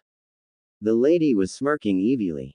Ah, so it appears our little Naruto has just found himself a few new ladies. He's such a player, don't you agree, Taizun-kun? Taizun sighed. I think we both know it's not that, Fluffy-chan. Don't call me that. Our young heir to my clan isn't doing anything to attract girls, except being himself. It is well known that a caring guy like Naruto-kun will naturally attract females, the seal just speeds the process up. But really, Tycoon, you could have let me add a bit more to the seal formation. The girl who Taizun had called Fluffy whined. He sighed. You have no skills with seals, Fluffy. What did I say about calling me that? Quote. The seal you wanted to add would cause any female who's fertile to swarm him. A more minor pheromone booster is much more decent. It only increases his attraction as viewed by compatible females. Of course it is, I was the one to decide which females would be the best to set our little Naruto with, who'd most likely return the affections, after all. Using my power, I was able to convince the old geezer. Lay off the sandiame, would you? I respect the guy, except with the give the councils a little too much power thing, but then again, no one's perfect. No, even me, and I'm the reason we have to do this. Fluffy looked at him gently. You know you're not the only one to blame, right, Tycoon? He shrugged. Good point. I can blame you and them instead. Fluffy looked annoyed. Sure. Anyway, with my ability to suggest things in people's heads, I made sure they'd get their current mission. Taizun didn't seem happy though. But really, are you sure about that one? To Yuya, she's one of Orochimaru's minions, a member of the Sound Four, and you want her to get with Naruto. But of course, to restart a clan, you need a Verity. That's one of the reasons the Uchiha is going to fail with his attempts to restart the clan. All that will be attracted to him will be weak fangirls, but the Uzumaki will not fall like that. You know, you're oddly loyal to my clan, despite everything. Fluffy glared at him. I have no love for your clan, Baka, but it's either them, or the Uchiha. She said the word like one would curse. Anyway, the girl known as Tayuya is a special case. With the Uchiha and Naruto no longer as a team, the seal no longer has its full extent of its abilities active. But the girl shares the Uchiha's path, thus the potential of the seal for starting a relationship and helping the girl. Besides, every clan needs the aggressive one, and I'm sure little Tayuya will work out quite fine. And I have to admit, the kid's making progress, the moderate Haku, the clingy Fu, the stalker Hinata, and now little Isaribi and Tayuya. You're making this sound like a game, Taizun complained. I don't like thinking of girls like collectibles. Now, don't we have a hermit to catch? Fluffy glared at him. You mean, I have a hermit to catch? But of course, after all, a lady of your caliber will trap Ol Jiraiya easily, Fluffy-chan. Don't you dare call me that again. Demon Island. Amachi slashed with his webbed hand, striking the ice and scratching the surface. He growled and jumped back. That ice dome can't protect you forever. Water release. Water bullet. A bullet of water flew from Amachi's mouth and struck the ice where the crack was, expanding the crack. Huh, how the heck did that happen? Naruto asked. He never got much of a grade in sciences, like of the status of water and ice. Amachi grinned. It's science, my Jinchuriki. Water is naturally above 0 degrees centigrade, which ice is below. Also, by entering cracks, the water slowly melts and increases the size of said crack, until his fins I guess, smashed into the huge ice crack, causing the ice dome to shatter, before jumping back as Yumibozu lowered a tentacle down for the strike. Earth release. Earth-style wall. A wall of earth rose from Fu and blocked the smashing strike of Yumibozu. Tayuya looked serious. Guys, we have to deal with both the fish bastard and the giant glob of liquid, else we're screwed. So, all those who specialize in long range, deal with the ing blob, the rest of us take out the damn fish man. Fu looked annoyed. Who put you in charge? Flat chest. That ticked Tayuya off. She was very sensitive to her small s. Why you little? Naruto stepped in between them. Girls, let's fight after we deal with the monsters. They blushed and stopped, though Tayuya tried to hide hers. Well, aside for establishing your pecking order, maybe you should be worried about my pets. Amachi laughed, as he pressed a button via a remote in his hands. From out of nowhere, random trap doors opened up, releasing giant, mutated cats, dogs, bears, rats and even a five-headed spider. Gay bastard, Tayuya huffed, we don't have time for all of them. Summoning jutsu. Summoning jutsu. Summoning jutsu. Summoning jutsu. Tayuya, Fu, Haku and Naruto all let out summonings, summoning forth 3 large humanoids with covered eyes and sealed mouths, a giant green and black molted beetle, a dark furred rabbit, and Mr. Ostrich appeared. Tayuya blinked. Alright, what dumb just summoned the bird? Mr. Ostrich glared at her. Watch it, Missy. Tayuya blinked, before drawing out a flute. Alright, I need to concentrate to control my doki, so I leave the rest to you guys. She started playing as the 3 doki suddenly leapt into battle. Go, Mr. Ostrich. Naruto yelled. The bird sighed, he needed to get paid for this. Shirobito, attack. The dark rabbit grinned evilly before attacking a mutant cat with a evil laugh. Jubiteru, destroy them, the large beetle nodded before taking flight into battle. Leaving the remaining 4 to fight the mad doctor and his experiment. Fu-chan, Isarabi. Got it. Fu-chan, Isaribi-san, deal with Amachi, Haku-chan and I'll fight the blob. Speaking of, after dodging another attack from the blob, the battles began. V's Umbozu. Water release. Explosion. As a tendril of the ferocious Yumibozu was about to slam down, it exploded due to Fu's jutsu. With a roar, the beast reformed and swiped down once again. Aura release. Aura sphere. A sphere of chakra formed in Naruto's hands before it was sent flying at the beast's arms, cutting it off before it reformed and slammed down again. Haku and Naruto barely managed to avoid it. Damn, this thing won't die. Naruto-kun, perhaps we should try to hit the glowing yellow core. Fu pointed at the glowing yellow center. Naruto chuckled. Yeah, I guess that might work. Lightning release. Thunder ball. A ball of static electricity formed in Naruto's hands before it was sent flying into the beast, but as it hit, it was like it hit something solid as it dissipated, and jumping out the way Naruto and Haku managed to avoid getting flattened. Ice release. Ice spikes. From the beast itself, several spikes of ice formed, but they quickly melted. So freezing the thing wouldn't do anything either. No good, we might need some sort of fire release, Naruto groaned. And sadly, I have no inferno release, or anything of the manner, to work with. Damn, but he did a hand sign, shadow clone jutsu. A dozen Narutos formed, perhaps this might work. Each Naruto drew a kunai, before attaching an exploding tag to each of them. Then all 12 of the kunai were sent flying at the beast. Shadow kunai jutsu. The kunai multiplied into 1,000 of them, all flying into the beast. The beast dissolved into water, avoided by the monster as they exploded behind it. Naruto sighed. Great, I'm out, Haku-chan you have. No, they all got soiled from the sea water, the various Narutos groaned. This was going to be long and painful. Visa Machi. Fu was having better luck. She could hit her foe, like she just did by sending him flying into the wall. However, it was clear to see that Isarabi wasn't.